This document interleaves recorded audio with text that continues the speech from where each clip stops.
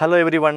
നമ്മൾ എല്ലാവർക്കും സുഖമല്ലേ? നിങ്ങളെല്ലാവരും ഇപ്പം 6ാം ക്ലാസ്സിൽ പഠിക്കുന്ന കുട്ടികളാണല്ലോ. അപ്പം നിങ്ങൾക്ക് നമ്മുടെ ബ്രില്യൻറ്റിൻ്റെ 6ാം ക്ലാസ്സിലെ കുട്ടികൾക്ക് വേണ്ടിയിട്ടുള്ള BSO പ്രോഗ്രാമിൻ്റെ ബയോളജിയുടെ ചാപ്റ്റേഴ്സിൽ വരുന്ന മേജർ പോയിന്റുകളും എന്തൊക്കെയാണ് നമുക്ക് പഠിക്കാനുള്ളതെന്നൊക്കെയാണ് നമ്മൾ ഇനി ഇവിടെ ഡിസ്കസ് ചെയ്യാൻ വേണ്ടി പോകുന്നത്. നോക്കാം. അപ്പോൾ നോക്കിയേ, ഒന്നാമത്തെ നമ്മൾ പഠിക്കാനുള്ളതാണ് cell, the basic unit of life. നമ്മുടെ ബോഡി എല്ലാം ഉണ്ടാക്കിയിരിക്കുന്നത് എന്തുകൊണ്ടാണ്? സെല്ല് കൊണ്ടാണ്. അതോടൊപ്പം തന്നെ നോക്കിയേ, it is a smallest living unit of life എന്ന് പറയുക. നമ്മുടെ smallest living unit of life എന്ന് വിളിക്കുന്ന ആരെയാണ്? നമ്മുടെ സെല്ലിനെയാണ്. അപ്പോൾ നോക്കി, ഇനി നമുക്കറിയാം എല്ലാ ഓർഗാനിസംസും ഉണ്ടാക്കിയിരിക്കുന്നത് എന്തുകൊണ്ടാണ്? സെല്ല. ഇപ്പോൾ all organisms are made up of എന്താണ്? 1 or more സെൽസ് എന്നാണ്. ഇനി സെൽസിന് എന്ത് ചെയ്യാൻ പറ്റും? നമ്മുടെ ബോഡിയുടെ പല ലൈഫ് പ്രോസസ്സുകളും കൺട്രോൾ ചെയ്യാൻ വേണ്ടിയിട്ട് ആർക്ക് പറ്റും? നമ്മുടെ സെല്ലിന് പറ്റും. അപ്പോൾ ഈ ഒരു ചാപ്റ്ററിൽ നമുക്ക് ആദ്യമായി ഡിസ്കസ് ചെയ്യാനുള്ള കുറച്ച് സയൻറ്റിസ്റ്റുമാരുടെ, ശാസ്ത്രജ്ഞന്മാരുടെ പേര് നമുക്ക് പഠിക്കേണ്ടതായിട്ടുണ്ട്. ഒന്നാമത് പഠിക്കാനുള്ളത് എന്താണ്? റോബർട്ട് ഹുക്ക് എന്ന് പറയുന്നൊരു സയൻറ്റിസ്റ്റാണ്. പിന്നെ രണ്ടാമത് ഷ്ലീഡൻ ആൻഡ് ഷ്വാൻ. അവർ എന്ത് പ്രപ്പോസ് ചെയ്തു? സെൽ തിയറി പ്രപ്പോസ് ചെയ്ത രണ്ടുപേരാണ്. ഷ്ലീഡൻ ആൻഡ് ഷ്വാൻ എന്ന് പറയുന്ന രണ്ടുപേർ എന്ത് പ്രപ്പോസ് ചെയ്തു? സെൽ തിയറി പ്രപ്പോസ് ചെയ്തു. 3 റുഡോൾഫ് വിർച്വ ആണ്. 3 എന്താണ്? റുഡോൾഫ് വിർച്വ എന്ന് പറഞ്ഞ സയൻറ്റിസ്റ്റാണ്. പുള്ളി എന്താണ് ചെയ്തത്? ആ സയൻറ്റിസ്റ്റാണ് എന്താണ് stated cell come from pre existing cell, a new cell is emerging from a pre existing cell. അപ്പോൾ ഈ ഒരു 3 സയൻറ്റിസ്റ്റുമാരെ പറ്റിയും അവരുടെ കണ്ടുപിടുത്തങ്ങളെ പറ്റിയും ഒക്കെ നമ്മൾ ഈ ഒരു ചാപ്റ്ററിൽ ഡീറ്റെയിൽ ആയിട്ട് ഡിസ്കസ് ചെയ്യും. മൂന്നാമത് ഈ ചാപ്റ്ററിൽ നമ്മൾ ഡിസ്കസ് ചെയ്യുന്ന ഒരു പോയിന്റാണ് സെൽ തിയറി. എന്താണ് സെൽ തിയറി എന്നൊരു പോയിന്റാണ്. സെൽ തിയറി എന്ന് പറയുമ്പോൾ നോക്കിയാൽ നമുക്ക് അവിടെ മെയിനായിട്ട് 3 പോസ്റ്റുലേറ്റ്സ് ആണ് നമുക്കവിടെ പഠിക്കാനുള്ളത്. ഒന്നാമത്തെ എന്താണ്? All living things are made up of എന്ത്? സെൽ. രണ്ടാമത്തെ എന്താണെന്ന് നോക്കി, the cell is the basic unit of structure and function. അപ്പോൾ നോക്കി, ഇനി അടുത്ത എന്താണ്? All cells are arising from pre existing cell. അപ്പം നമ്മുടെ എല്ലാ സെല്ലും എറൈസ് ചെയ്തിരിക്കുന്നത് എന്തുകൊണ്ടാണ്? ഒരു പ്രീ എക്സിസ്റ്റിംഗ് സെല്ലിൽ നിന്നാണ്. അപ്പോൾ ഇങ്ങനെയുള്ള സെൽ തിയറിയിൽ എന്താണ് പറഞ്ഞിരിക്കുന്നത് നമ്മൾ എന്ത് ചെയ്യും? ഈ ഒരു ചാപ്റ്ററിൽ ഡിസ്കസ് ചെയ്യും. അടുത്തയാണ് നമ്മൾ നോക്കി പറയുന്നത് types of organism based on cell. ഏതൊക്കെയാണെന്ന് നോക്കിയാൽ, ഒന്ന് യൂണിസെല്ലുലാർ ഓർഗാനിസത്തെ പറ്റി നമ്മൾ ഈ ചാപ്റ്ററിൽ പഠിക്കും. രണ്ടാമത് മൾട്ടി സെല്ലുലാർ ഓർഗാനിസം ഉണ്ട്. അടുത്തയാണ് നമ്മൾ സ്ട്രക്ചർ ഓഫ് എ സെൽ. ഒരു സെല്ലിൻ്റെ സ്ട്രക്ചർ നമ്മൾ എന്ത് ചെയ്യുന്നുണ്ട്? ഈ ചാപ്റ്ററിൽ ഡിസ്കസ് ചെയ്യുന്നുണ്ട്. ഏതൊക്കെയാണെന്ന് നോക്കിയാൽ, സെൽ ഉണ്ടാക്കിയിരിക്കുന്ന ഏറ്റവും പുറമേ ഉള്ള ഒരു കവറിങ് ഏതാണ്? Cell membrane. സെൽ മെംബ്രെയിൻ കഴിഞ്ഞാൽ പിന്നെ എന്താണ്? അതിനകത്ത് സൈറ്റോപ്ലാസം ഉണ്ട്. സെല്ലിനകത്ത് കാണുന്ന ലിക്വിഡ് പാർട്ടിനെ നമ്മൾ എന്താ വിളിക്കുക? സൈറ്റോപ്ലാസം. സൈറ്റോപ്ലാസത്തിൽ പിന്നെ നമുക്ക് എന്ത് കാണാൻ പറ്റുന്ന? സെൻട്രലി നമുക്ക് we can see A nucleus അല്ലേ? യെല്ലോ കളറിൽ കാണുന്ന എന്താണ്? ന്യൂക്ലിയസ് ആണ്. പിന്നെ നമ്മൾ പറയുന്നത് അതർ സെൽ ഓർഗനൽസ് ഏതൊക്കെയാണ്? Cell organelles. എന്താണ് സെൽ ഓർഗനൽസ് എന്ന് പറഞ്ഞാൽ? സെല്ലിനുള്ളിൽ കാണപ്പെടുന്ന വസ്തുക്കളെ നമ്മൾ എന്ത് വിളിക്കുന്നത്? സെൽ ഓർഗനൽസ് എന്ന് വിളിക്കുന്നത്. അപ്പോൾ നോക്കിയാൽ അനിമൽ സെല്ലിൽ കാണപ്പെടുന്ന ഓർഗനൽസ് ഏതൊക്കെയാണെന്ന് നോക്കുക. ഒന്ന് സെൻട്രൽ നമ്മൾ നേരത്തെ പറഞ്ഞു ന്യൂക്ലിയസ് ഉണ്ട്. അതിനെപ്പറ്റി നമ്മൾ പറയും. മൈറ്റോകോൺട്രിയെ പറ്റി പറയും. റൈബോസോമിനെ പറ്റി പറയും. എൻഡോപ്ലാസ്മിക് റെട്ടിക്കുലത്തെ പറ്റി പറയും. ER എന്ന് വിളിക്കും. അത് രണ്ട് ടൈപ്പ് ഉണ്ട്. റഫ് എൻഡോപ്ലാസ്മിക് റെട്ടിക്കുലം, പിന്നെ എന്താണ് സ്മൂത്ത് എൻഡോപ്ലാസ്മിക് റെട്ടിക്കുലം, പിന്നെന്താണ് ഗോൾഗി അപ്പാരറ്റസ്, ലൈസോസോം, സൈറ്റോപ്ലാസം. ഇതിനെപ്പറ്റിയൊക്കെ ഡീറ്റെയിൽ ആയിട്ട് നമ്മൾ എന്ത് ചെയ്യുന്നുണ്ട്? ഈ ഒരു ചാപ്റ്ററിൽ ഡിസ്കസ് ചെയ്യുന്നുണ്ട്.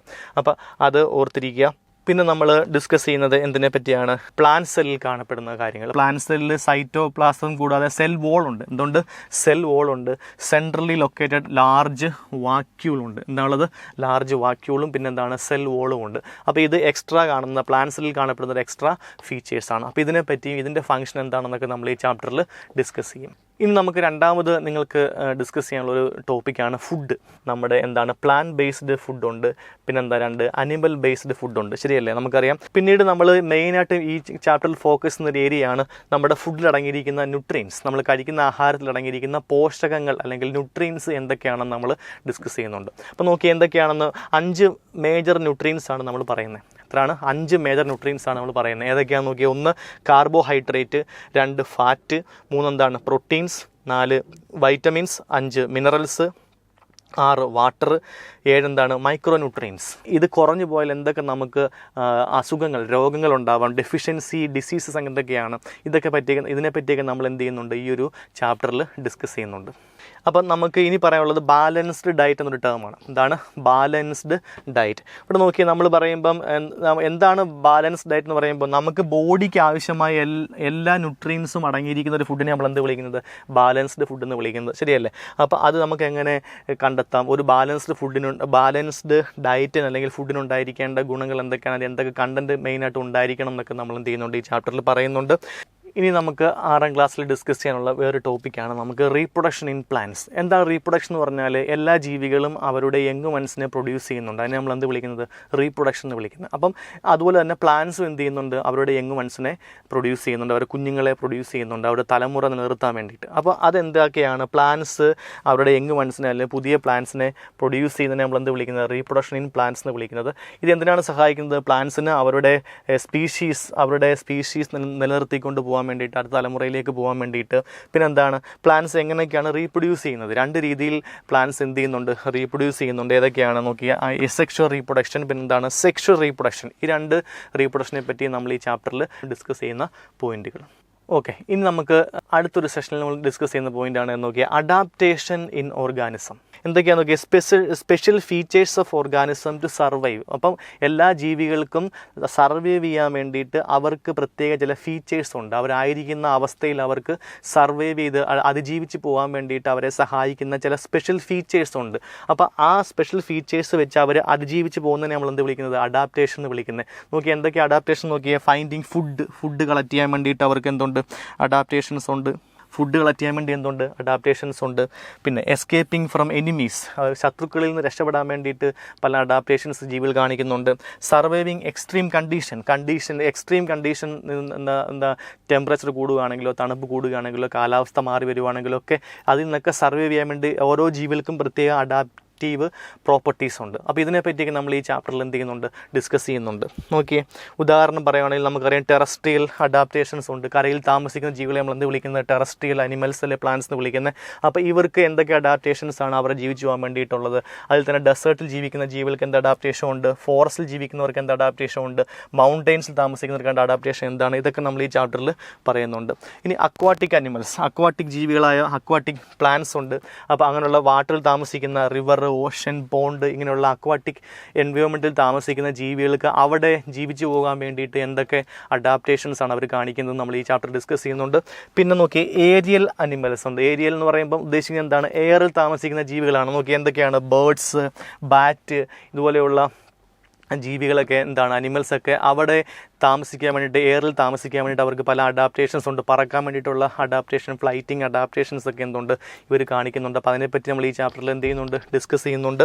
പിന്നെ ആംഫീബിയൻസ്. എന്താ ആംഫീബിയൻസ് എന്ന് പറഞ്ഞാൽ കരയിലും വെള്ളത്തിലും ജീവിക്കാൻ കഴിവുള്ളവരെ നമ്മൾ എന്ത് വിളിക്കുന്നത്? ആംഫീബിയൻസ് അല്ലേ. അവർ കരയിലായിരിക്കുമ്പോഴും ശ്വസിക്കാൻ പറ്റും, വെള്ളത്തിലായിരിക്കുമ്പോഴും ശ്വസിക്കാൻ പറ്റും. ഉദാഹരണം പറയാമോ? ഏതൊക്കെയാണ്? നമ്മൾ എന്താണ്? ഫ്രോഗ് പോലെയുള്ള ജീവികളൊക്കെ ഇല്ലേ, ഫ്രോഗ്. അപ്പോൾ അവർക്കൊക്കെ എന്ത് ചെയ്യാൻ പറ്റുന്നുണ്ട്? കരയിലും വെള്ളത്തിലും ജീവിക്കാൻ പറ്റുന്നത് എന്തുകൊണ്ടാണ്?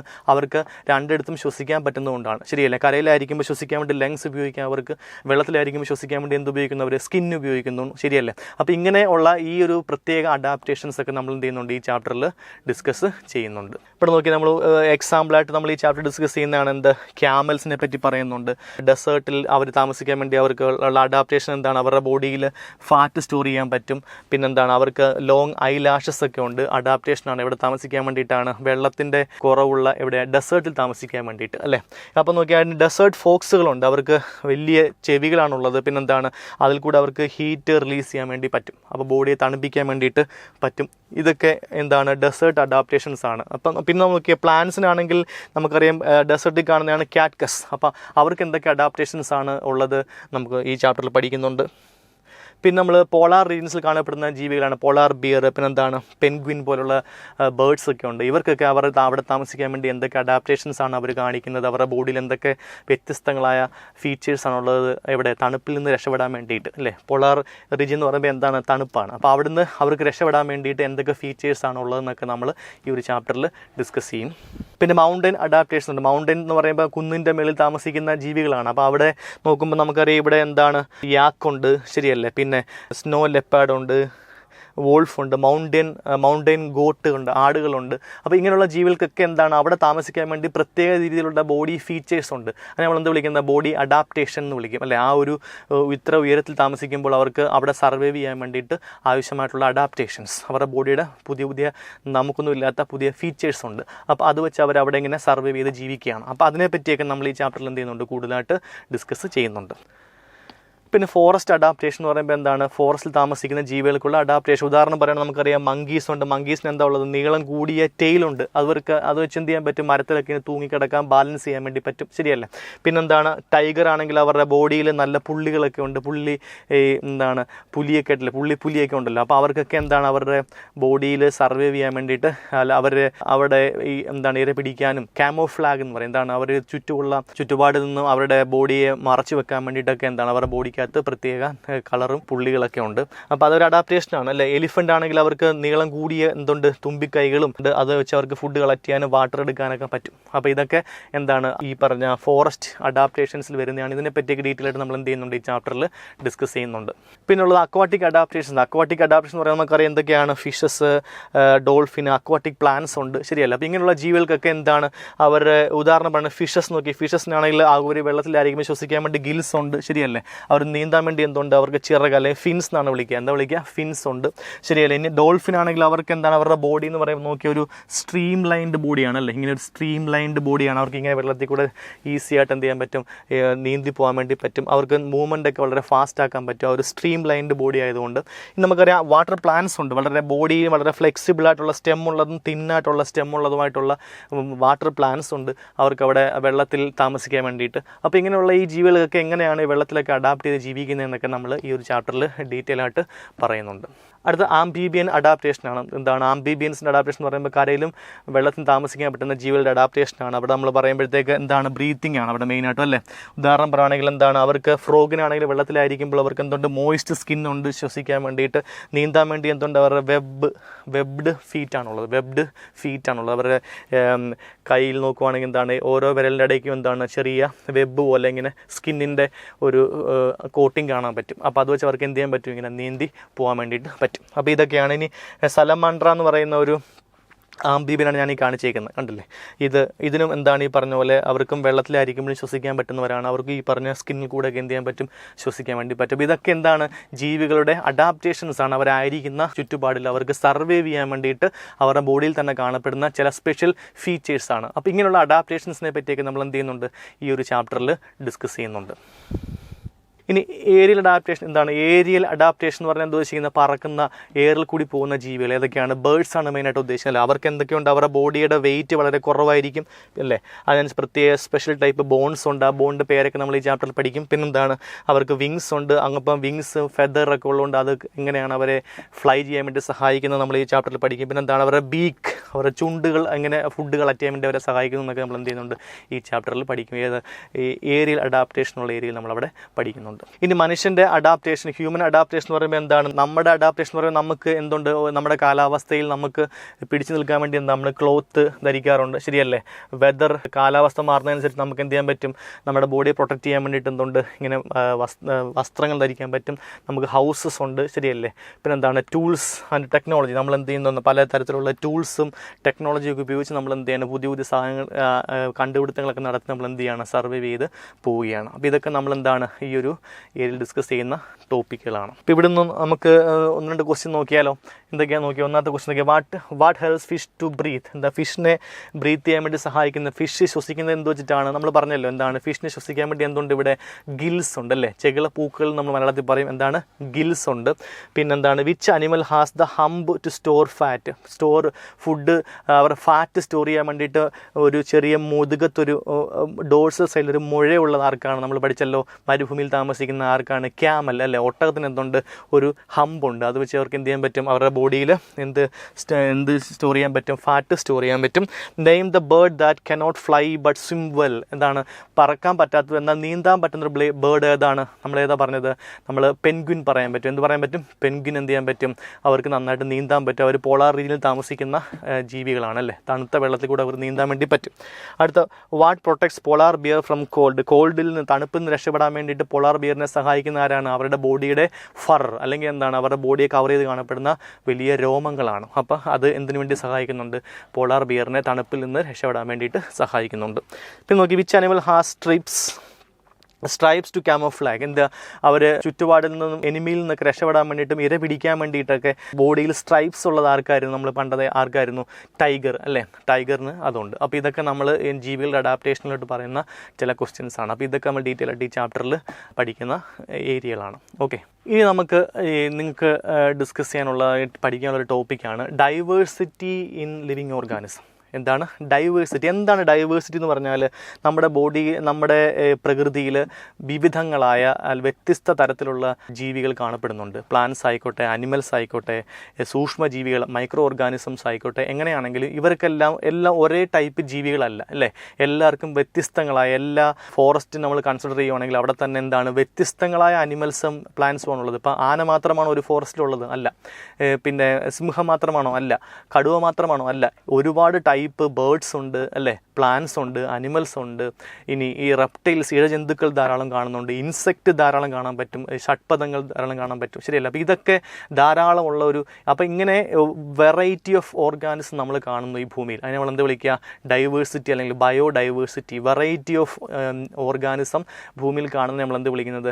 ബയോഡൈവേഴ്സിറ്റി എന്ന് പറയുന്നത്. നോക്കി, നമ്മൾ ജീവികളെ അങ്ങനെ തരംതിരിക്കുമ്പോൾ നമ്മൾ 5 കിങ്ഡമായിട്ടാണ് തരംതിരിച്ചേക്കുന്നത്. ഏതൊക്കെയാണെന്ന് നോക്കി, kingdom Monera, kingdom Protista, kingdom Fungi, kingdom Plantae, kingdom Animalia. ഏതൊക്കെയാണ്? Kingdom Monera, Protista, Fungi, Plantae, Animalia. അപ്പോൾ ഈ 5 കിങ്ഡത്തിൽ വരുന്ന ജീവികൾ ഏതൊക്കെയാണെന്നും ഇവരുടെ പ്രത്യേകതകൾ എന്താണെന്നൊക്കെ നമ്മൾ എന്ത് ചെയ്യുന്നുണ്ട്, ഈ ചാപ്റ്ററിൽ പറയുന്നുണ്ട്. സോ നമുക്ക് 6ാം ക്ലാസ്സിൽ BSOയിൽ നമുക്ക് ഡിസ്കസ് ചെയ്യാനുള്ളത് ഇത്രയും ടോപ്പിക്കാണ്. നമ്മളിന്ന് കണ്ട ഇത്രയും ടോപ്പിക്കുകളെ പറ്റി വളരെ ഡീറ്റെയിൽ ആയിട്ട് നമ്മൾ എന്ത് ചെയ്യുന്നുണ്ട്, ഈ ഒരു BSOയിൽ 6ാം ക്ലാസ്സിൽ നിങ്ങൾക്ക് വേണ്ടിയിട്ട് നമ്മൾ ക്ലാസ് എടുക്കുന്നുണ്ട്. അപ്പോൾ ഇത്രയും ടോപ്പിക്ക് നമ്മൾ വളരെ ഡീറ്റെയിൽ ആയിട്ട് ഡിസ്കസ് ചെയ്യും. Okay, thank you.